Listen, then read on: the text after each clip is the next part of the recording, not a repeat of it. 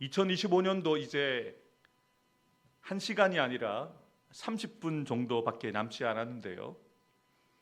지난 한 해 동안 여러분이 살아오셨던 2025년은 어떠하셨습니까? 다른 사람들이 보기에는 어떠할지 잘 모르겠지만 어떤 분들은 나름대로 잘 살았다라고 말씀하실 만큼 잘 사신 분들도 계시겠죠. 사실 저와 여러분들은 이 땅에서 태어나서 살아왔던 횟수만큼 매년 오늘처럼 송구영신 예배를 드리면서 묵은 지난 해를 떨쳐내버리고 하나님께서 은혜로 허락하실 새해를 맞으면서 여러 가지 다짐을 하고 결단을 하고 기도를 합니다. 여러분은 작년 이 자리에서 드리셨던 송구영신 예배 때 가졌던 여러분의 마음의 다짐과 결단을 얼마나 이루셨습니까? 매년 송구영신 예배 때마다 아쉬움과 후회로 한 해를 마무리하면서 새로운 다짐으로 시작하지만 또다시 그 해가 마칠 때쯤이면 아쉬움과 후회로 마무리하는 것이 우리의 연약함입니다. 그래서 아마도 이 자리에 계신 분들 가운데 새해에 대한 기대감도 가지고 계시겠지만 한 해를 잘 살지 못했다는 아쉬움과 후회와 회의감을 갖고 계신 분들도 계실 겁니다. 여러분들에게 위로가 될지 모르겠지만 여러분들만 그런 것이 아니라는 거죠. 저도 그렇습니다. 많이 아쉽습니다. 더 잘해야 할 걸, 더 열심히 할 걸. 저도 그러하고 여러분의 옆에 계신 분들도 저와 같은 마음, 이런 후회와 아쉬움과 회의감을 가지고 이 자리에 있다는 것이죠. 그래서 저와 여러분들에게 이 송구영신 예배를 통해서 하나님께서 위로부터 부어주시는 위로와 격려와 세임이 필요한 것입니다. 이번에 저는 올 한 해를 마무리하면서 특별히 송구영신 예배 때 여러분들과 함께 나눌 말씀을 준비하면서 이런 생각, 이런 상상을 한번 해보았습니다. 위로와 격려가 필요한 저와 여러분들에게 만약에 성경을 통해서 우리가 만났던 믿음의 선배들이 우리와 함께 드리는 우리 교회 송구영신 예배에 찾아와서 격려사를 한다면 어떤 이야기를 할까? 그런 중에 제가 신앙의 선배들 가운데 몇 사람을 생각해내고 그분들의 입장에서 제가 몇 분의 격려사를 각색해서 정리해 보았습니다. 먼저 믿음의 조상 아브라함의 격려사를 들려드리겠습니다. 나의 대를 이어 믿음의 후손 되어진 부산로 교회 성도님들, 지난 한 해 동안 참 고생하셨습니다. 저도 여러분들 같이 어디로 가야 하는지 알지 못한 채 길을 떠나왔던 사람입니다. 익숙하고 편안했던 고향 땅과 사랑하는 가족들을 떠나라는 갑작스러운 하나님의 부르심 앞에 저는 인간적인 선택보다는 하나님의 약속을 붙잡는 선택을 했습니다. 돌이켜보면 제가 걸어왔던 인생의 길은 언제나 분명하지 않았습니다. 때로는 저도 인간적인 생각에 사로잡혀서 두려움으로 머뭇거리기도 했고 때로는 하나님의 약속이 더디 이루어지는 것 같아서 그 성취의 시간을 조금 앞당겨 보려고 조급함과 어리석음으로 잘못된 선택을 하는 실수를 범하기도 했습니다. 그런데 여러분에게 제가 걸어왔던 인생의 길을 통해서 꼭 알려드리고 싶은 진리가 하나 있습니다. 하나님께서는 어리석고 연약한 나를 당신의 한결같은 신실하심과 인자하심으로 끝까지 책임지시고 이끌어 주셨다는 것입니다. 오늘 여러분들은 한 해를 보내고 아직 경험해 보지 못한, 아무도 걸어가지 못한 낯선 새해를 맞이하시는데 혹시 여러분의 내일이 불확실하게 보이고 예측할 수 없어서 염려와 걱정과 두려움이 가득하신가요? 그렇다면 그것은 여러분의 믿음이 시작될 자리임을 기억하십시오. 저는 한 번도 가보지도 못했고 보지도 못한 땅을 약속받았었고 자식 하나 없을 때 열방의 아버지가 되리라는 하나님의 말씀을 들었습니다. 그리고 결국 깨닫게 되었습니다. 하나님은 내가 가진 조건이 아니라 그분의 말씀으로 우리의 앞날을 열어주신다는 것을요. 새해를 맞이하는 여러분들에게 꼭 이 말을 전하고 싶습니다. 길이 분명하게 보일 때까지 기다리지 마십시오. 말씀이 들릴 때에 그 말씀을 따라 한 걸음을 내딛어 보세요. 순종은 완성되어진 지도가 필요하지 않습니다. 다만 내게 약속하신 그분만을 신뢰하는 믿음이 필요할 뿐입니다. 여러분의 시간은 우연이 아닙니다. 오늘 여러분을 이 자리에 부르신 하나님의 부르심은 늦지도 빠르지도 않습니다. 약속의 하나님께서 지금도 여러분을 부르셨습니다. 하나님께서 부르셨고 보내신다면 두려워하지 마세요. 저처럼 믿음을 가지세요. 내가 너로 큰 민족을 이루겠다고 하셨고 그 약속이 실제가 되게 하신 나의 하나님께서 오늘 그리고 내일도 여러분들과 함께 하실 것입니다. 어떻게 조금 아브라함이 이렇게 얘기했을 것 같지 않으십니까? 몇 분은 이제 나머지 분들은 짧게 제가 써서 쓴 것을 읽어드리겠습니다. 모세가 여러분들에게 격려합니다. 강야와 같은 인생길을 걸어오셨고 계속 걸어가실 부산로 교회 성도님들, 여러분들이 걷고 있는 광야의 길을 헛되다고 말하지 마십시오. 광야는 끝이 아니라 통로입니다. 하나님께서 여러분들을 한 걸음도 의미 없이 걷지 않게 하십니다. 하나님은 어제나 오늘이나 내일도 신실하십니다. 하나님께서 여러분에게 허락하시는 새해를 두려워하지 마세요.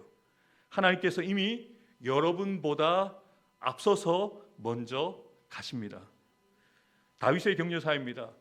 저는 위대한 왕이기 전에 죽음의 위기를 피하였던 도망자였고 시편을 쓰고 찬양하는 사람이기 이전에 눈물의 사람이었습니다. 그러나 신실하신 하나님께서는 저의 실패를, 저의 눈물을 외면하지 않으셨습니다. 혹시 울며 씨를 뿌리고 계신가요? 저처럼 기쁨으로 단을 거두게 될 날이 반드시 올 것입니다. 새해에는 여러분의 눈에 보이는 현실이나 상황이나 사람이 아니라 오직 하나님만을 바라보시고 하나님만을 신뢰함으로써 모든 상황 속에서도 찬양하는 사람이 되시길 바랍니다. 마지막으로 사도 바울의 격려사를 읽어드리겠습니다. 저는 예수 그리스도의 피 묻은 십자가 복음을 만난 이후에 저의 아픈 흑역사를 부끄러워하지도 않고 화려했던 시절도 자랑하지 않았습니다. 오직 우리 예수님께서 제게 맡기신 사명만을 붙들고 앞으로 묵묵히 달려갔을 뿐입니다. 부산로교회 성도들도 2025년 한 해 동안 참으로 수고 많으셨습니다. 아직 이룬 것이 없다고, 아직 완성되지 않았다고, 아직 부족하다고 해서 절망하거나 낙심하지 마십시오. 하나님께서 여러분 안에서 시작하신 그 일을 여러분들과 함께 반드시 이루실 것입니다. 제가 이렇게 성경에서 그 인물들의 삶과 또 그분들이 고백했던 내용을 중심으로 제가 각색을 해보았는데요. 아마도 성경의 인물들이 이 자리에 함께 했다면 여러분은 격려했을 거예요. 수고했다고, 믿음을 지킨다고, 예배의 자리를 지킨다고, 직분을 가지고 섬긴다고 참 많이 고생했다라고 여러분들을 칭찬하실 거예요. 우리는 언젠가 하나님의 심판대 앞에 서게 됩니다. 5달란트 받은 종이, 2달란트 받았던 종이, 1달란트 받은 종이 주인이 돌아왔을 때 회개하잖아요. 계산하지 않습니까? 결산하지 않습니까? 5달란트 받은 종이 5달란트를 남겼을 때, 2달란트 받은 종이 2달란트를 남겼을 때 더 많이 남긴 종에 대해서 더 칭찬하지 않았습니다. 잘하였도다 착하고 충성된 종아, 2달란트 남겼던 종에 대해서도 똑같이 칭찬하고 있는 것을 우리 마태복음 25장에서 보고 있지 않습니까? 사람들은 얼마나 많이 가졌느냐, 얼마나 많은 일을 했느냐, 얼마나 대단한 사람이 되었느냐를 보고 평가를 해요. 근데 하나님은 그거 보시지 않습니다. 여러분이 할 수 있는 대로 최선을 다해서 살아오셨다면 하나님이 여러분을 인정하실 겁니다. 하나님이 여러분을 칭찬하실 겁니다. 그리고 만약에 주님께서 여러분에게 위로의 말을 한다면 내년에는 나와 함께 더 잘해보자 라고 말씀하시지 않겠습니까? 오늘 제가 본문으로 삼은 전도서도 저와 여러분들에게 도전을 주고 격려를 주는 메시지가 이 전도서에 담겨져 있죠. 특별히 이 전도서를 기록한 저자는 바로 지혜자라고도 하고 자신을 전도자라고 말하고 있는 솔로몬이 이 전도서를 기록했습니다. 젊을 때 기록한 것이 아니죠. 나이가 들어서 모든 것을 다 성취하고 모든 것을 다 이루고 모든 것을 다 누리고 난 이후에 그가 인생의 허무함을 깨닫고 기록한 책이 바로 전도서지 않습니까? 여러분들도 성경을 잘 모르시더라도 잘 알고 있는 부분이 있죠. 인생을 보면서 헛되니 모든 것이 헛되도다. 이것이 전도서가에서 말하고 있는 전도자가 인생의 실존을 말하고 있는 고백이지 않습니까? 사랑하는 여러분, 우리가 그토록 가지고 싶은, 우리가 그토록 소유하고 싶은, 우리가 그토록 오르고 싶은 자리에 올랐던 전도자의 말에 귀를 기울여 보십시오. 전도자가 저와 여러분들에게 어떤 인생을 살아가야 하는가, 지금까지 어떻게 살아왔든지 그것은 이제는 지나간 시간이니까 돌이켜보지 말고 새해에는 어떤 인생을 살아가는 것이 하나님 앞에서 바른 인생이고 하나님이 기뻐하시는 인생인가를 전도자는 이것을 얘기하고 싶은 거예요. 아마 여기 계신 우리 연로하신 우리 어르신 권사님들도 젊은 권사들을 보면, 젊은 집사님들을 보면 내가 저 나이 때는 저렇게 안 살았는데 라고 훈수를 해주고 싶은 말씀들이 분명히 있으실 거예요. 신앙을 떠나서 인생을 먼저 살아오신 인생의 선배들도 좀 나이가 좀 어린 젊은 친구들을 보면 한마디 해주고 싶은 말들이 분명히 있을 거예요. 전도자인 솔로몬도 그래왔던 거죠. 나이가 지긋이 들어서 이 허무한 인생을 잘 살아봤던 전도자 솔로몬이 젊은이들에게 또 믿음의 길을 걸어왔던 우리에게 자신의 삶을 통해서 간증하고 있는 거죠. 그 내용을 우리가 귀 기울여서 보았으면 좋겠어요. 저와 여러분의 인생에 절대 허물을 극복할 수 있는 비결, 우리의 마음 가운데 가지고 있는 여러 가지 눌림의 문제들을 해결할 수 있는 그 방법에 대해서 전도자는 전도서를 통해서 분명하게 이야기하고 있습니다. 우리 1절 말씀을 다시 한번 다 같이 한번 읽어보겠습니다. 다 같이 읽겠습니다. 범사에 기한이 있고 천하 만사가 다 때가 있나니. 아멘. 전도자가 깨달은 것이 무엇입니까? 다 때가 있다는 거예요. 그런데 그 때를 우리가 정확하게 구분할 수가 없죠. 그런데 전도자는 짧은 인생이지만 그 짧은 인생을 살아보면서 하나님이 하시는 일들을 연구하고 자신이 가지고 있는 지혜로 살펴보았거든요. 다 때가 있다는 걸 깨닫는 거예요. 다 때가 있구나. 하나님의 때가 있구나. 여기서 말하는 때는 카이로스, 하나님의 시간표를 이야기합니다. 우리가 생각하는 시간이 아니라 하나님의 시간에 이루시는 하나님의 때가 있다는 것을 전도자는 깨닫고 그것을 우리에게 알려주고 있는 거죠. 다시 한번 여러분들에게 여쭙겠습니다. 여러분들은 2025년 한 해가 좀 어떠셨습니까? 어떤 분들은 자신이 계획했던 것보다 성취되어진 일들보다 원하지 않았던 뜻밖의 고난과 아픔과 사건과 사고들이 많았기 때문에 그 삶의 무게에 짓눌려서 눌림을 경험하며 한 해를 보내신 분들이 계실 것이고, 지금도 감당할 수 없는 육체의 질병 때문에 눌려서, 또 마음의 상처와 아픔 때문에 마음에 눌려서, 또 해결하지 못한 사람들과의 관계 문제 때문에 눌려서 눌린 가운데 살아가고 계시는 분들이 이 자리에 계실지도 모르겠습니다.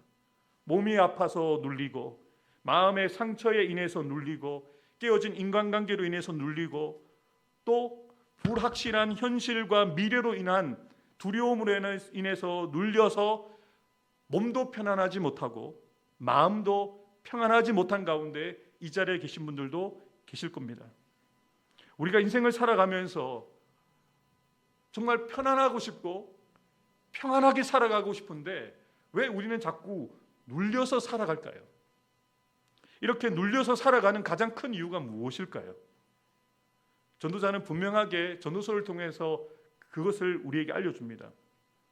우리가 눌려서 살아가는 가장 큰 이유는요, 내 주변에 일어나는 모든 일들이, 내 주변에 있는 모든 사람들이 내 뜻대로, 내 마음대로 되어야 하고 내가 통제할 수 있다는 잘못된 생각을 가지고 그 일을 바라보고 현상을 바라보고 사람을 바라보기 때문입니다. 전도자가 깨달은 사실이 무엇입니까? 전도자가 지혜를 가졌지만 그가 평생에 자신의 인생의 중심에 자신을 두고 살아오면서 모든 것을 가지고 누려보았지만 그것이 헛되고 헛되다는 것을 깨닫게 되었던 것처럼 우리도 그런 거예요. 하나님을 아버지라고 고백하고 우리가 찬양할 때는 예수를 나의 구주 삼고 세상과 나는 간 것 없고 구속한 주님만 보인다라고 고백은 하잖아요. 그런데 여러분의 실상 가운데, 여러분의 삶의 현장들 가운데 정말로 구속한 주님만 보이는 삶을 살고 계십니까?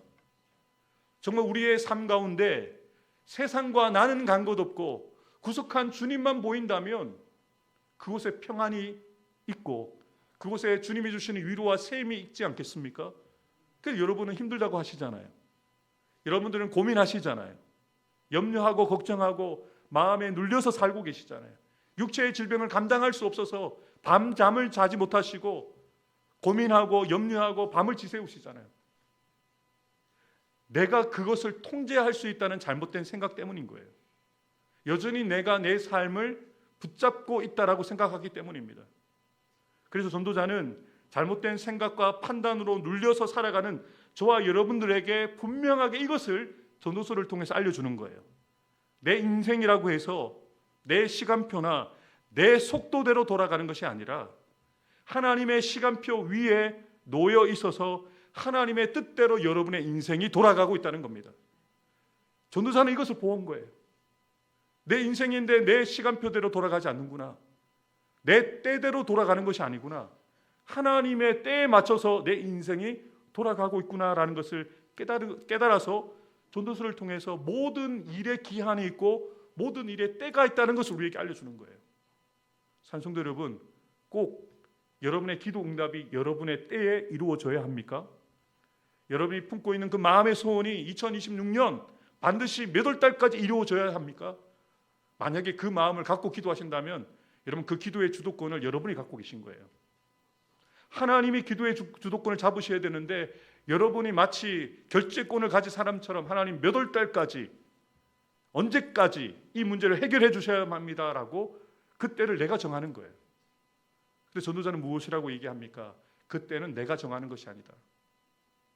내 시간표대로 하나님이 움직이시는 것이 아니라 하나님의 시간표에 내가 인생을 맞추며 살아가야 한다는 것을 분명하게 이야기하는 것이죠. 그러면서 절대 허물을 극복하는 방법, 이 눌림의 삶에서 누리는 삶을 살아가는 구체적인 방법에 대해서도 분명하게 알려줍니다. 우리 전도서 2장 24절 말씀을 함께 읽겠습니다. 사람이 먹고 마시며 수고하는 것보다 그의 마음을 더 기쁘게 하는 것은 없나니 내가 이것도 본즉 하나님의 손에서 나오는 것이로다. 아멘. 전도자가 보고 알고 깨달은 거예요. 사람이 먹고 마시고 일을 할 수 있는 것, 그래서 여러분들이 가족들과 기뻐할 수 있는 것, 여러분이 잘해서 여러분이 열심히 해서 그 기쁨을 얻으신 것이라고 여러분 생각하시죠? 전도사는 아니라는 거예요. 여러분이 지금 먹고 계시고 또 이제 이 성구영신 예배가 끝나고 난 다음에 여러분의 가족들과 야식을 드시러 가실 수도 있겠어요. 먹고 마시고 수고하고 애쓰는 것 내가 하는 거지 라고 전도자도 착각했어요. 그런데 그가 얻은 결론이 무엇입니까? 내가 이것도 자세히 살펴본즉 하나님의 손에서 나오는 것이다. 한번 저를 따라 하시겠습니까? 모든 것이 하나님의 손에서 나옵니다. 믿으십니까? 여러분 그 손을 볼 수 있어야 돼요. 하나님의 손에서 나오는 기쁨이 진짜 기쁨 아니겠습니까? 하나님의 손에서 우리에게 허락되어지는 복이 진짜 복이지 않겠습니까? 여러분이 구하는 복이 무엇입니까? 더 많은 부를 가지면 행복해지실 수도 있어요. 집의 평수를 늘리고 더 좋은 차를 타고 많은 사람들에게 여러분이 알려지고 여러분의 직장이 더 잘 돼서 월급이 오르기도 하고 세상 사람들도 그걸 원합니다. 근데 우리는 달라야 되잖아요. 우리가 구하는 복은 무엇입니까? 세상에서 주는 것을 우리가 얻는 자들이 아닙니다. 하나님의 손에서 나오는 것을 구하는 자들이 바로 저와 여러분들이라는 거예요. 전도자는 이것을 깨달은 거예요. 하나님의 손에서 나오는 것이다.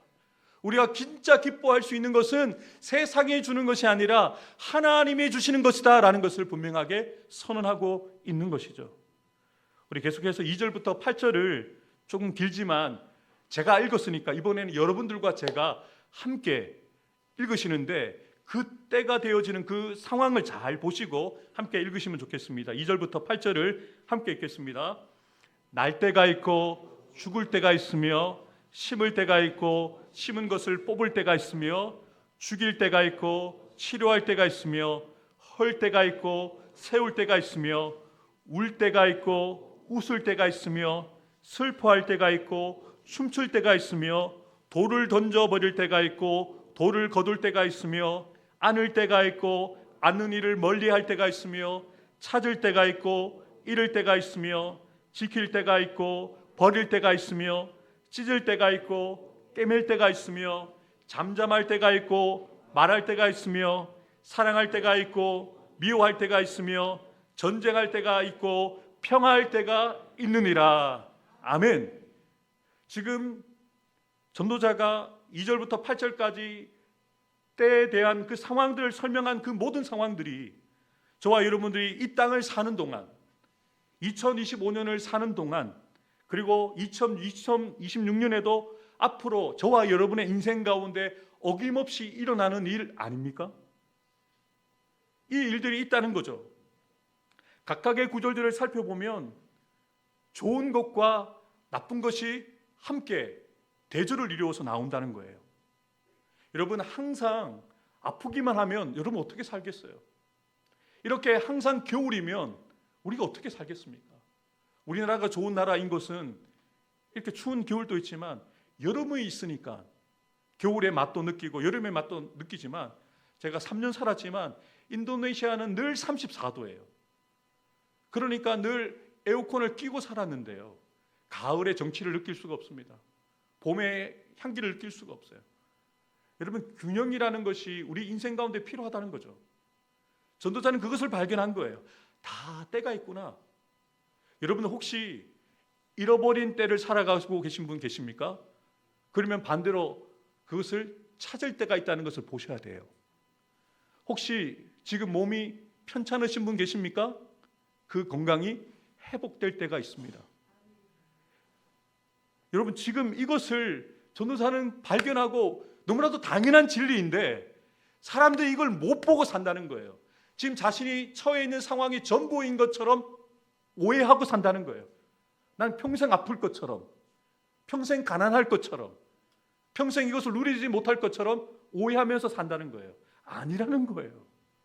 하나님은 반대편에 지금 내가 살고 있는 세상 반대편에 또 다른 세상을 준비하고 계시다는 거죠. 이것을 전도자는 우리에게 알려줍니다. 여러분 실망하지 마세요. 지금 여러분 처해 있는 상황이 전부가 아닙니다. 반쪽을 살고 계시는 거예요. 그 반쪽을 하나님이 준비하고 계십니다.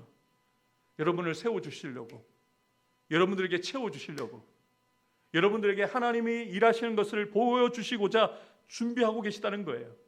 여러분 세상살이에는 좋은 것과 나쁜 것들이 공존하고 있는데 이 모든 것이 하나님의 때에 따라서 오고 하나님의 때에 따라서 간다는 거예요.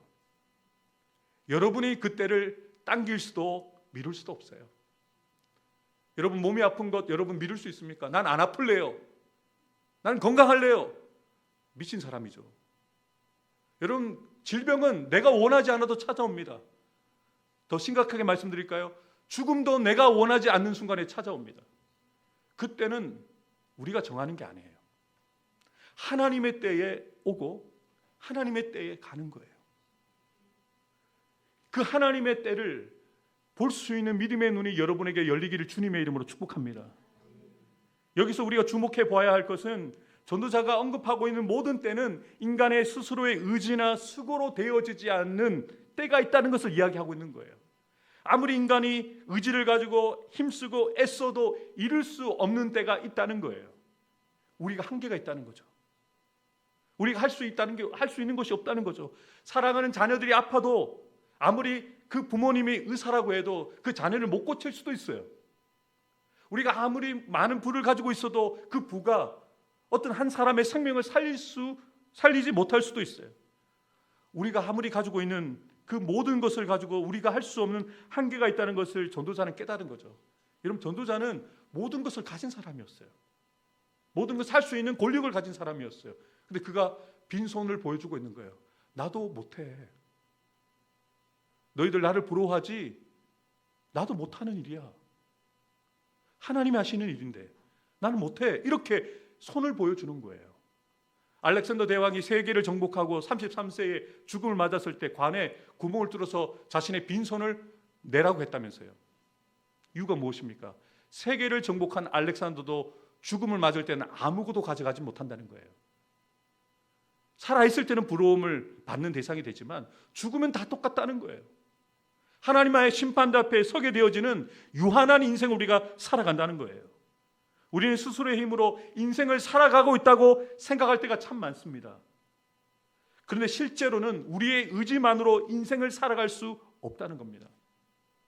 생명이 잉태하고 출산하는 일이 그러하고 우리가 매일 먹고 마시는 자연의 소산물, 공기를 마시고 바람을 맞고 물을 마시는 것들, 우리의 노력과 의지 없이 하나님이 주신 것들이에요. 공기를 만들어낼 수 있습니까? 우리가 물을 만들어낼 수 있습니까? 없어요. 바람을 우리가 만들어낼 수 있습니까? 없다는 거죠. 하나님께서 우리에게 선물로 주신 것이라는 거죠. 그래서 전도자는 우리가 인생을 살면서 쌓아왔던 모든 인생의 수고와 성취의 열매들조차 우리가 노력해서 얻은 것이 아니라는 것을 깨달았기 때문에 이렇게 9절에 고백합니다. 일하는 자가 그의 수고로 말미암아 무슨 이익이 있으랴. 하나님이 인생들에게 노고를 주사 애쓰게 하신 것을 내가 보았다.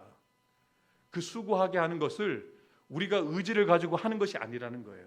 하나님께서 허락하셔야지만 수고할 수 있다는 겁니다. 하나님이 허락하셔야지만 그 노고하고 애쓸 수 있다는 것을 전도자는 깨달았다는 거예요.